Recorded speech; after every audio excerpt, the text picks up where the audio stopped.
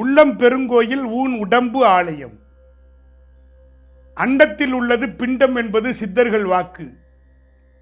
அண்ட சராசரங்களிலே ஓசை ஒளியெல்லாம் ஆனாய் நீயே என்று சொல்வார்கள். எல்லாம் வல்ல இறைவன் ஓசையாக ஒளியாக இருக்கிறான்.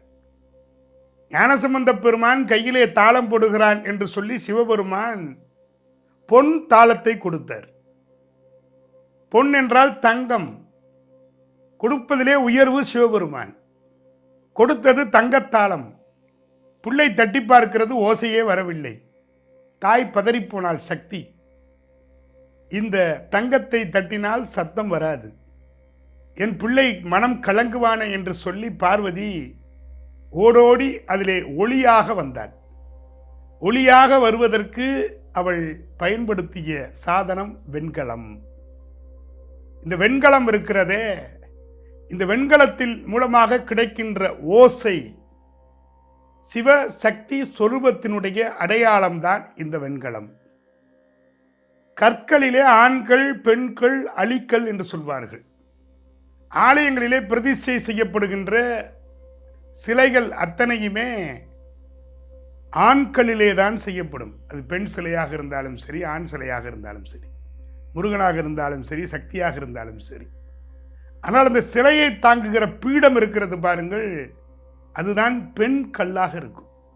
அதிர்வுகளை தாங்கக்கூடிய ஆற்றல் பெண் கல்லுக்கு உண்டு. எனவேதான் வீட்டிலே இருக்கக்கூடிய அதிர்வுகளை தாங்குவது பெண்கள். நம்முடைய என்ன அதிர்வுகளை தாங்குபவர்கள் பெண்கள். அந்த பெண்கள் பயன்படுத்துவது பூஜை அறை. அந்த பூஜை அறையிலே அவர்கள் பெரும்பாலும் வைத்திருப்பது வெண்கல மணி, வெண்கல பொருட்கள், வெண்கல சிலைகள். இந்த இருபாலினக்கல் என்று சொல்லப்படுகின்ற அழிக்கல்லை பிரகாரங்களிலே பதித்து வைத்திருப்பார்கள். எனவே அதிர்வுகளை தாங்கக்கூடிய ஆற்றல் பெண்களுக்குத்தான் உண்டு. வெண்கலம் என்பது தமிழகத்திலே வருவதற்கு நாட்கள் ஆனாலும் ஆதிச்சநல்லூர் கல்வெட்டு மூலமாக, ஆதிச்சநல்லூர் அகழ்வாய்வு மூலமாக வெண்கலத்திலே செய்யப்பட்ட பொருட்களை அலங்கார பொருட்களாக நம்முடைய முன்னோர்கள் பயன்படுத்தி இருக்கிறார்கள். தொல்லியல் அறிஞர்கள் அதற்கான சான்றுகளை எடுத்து வைக்கிறார்கள்.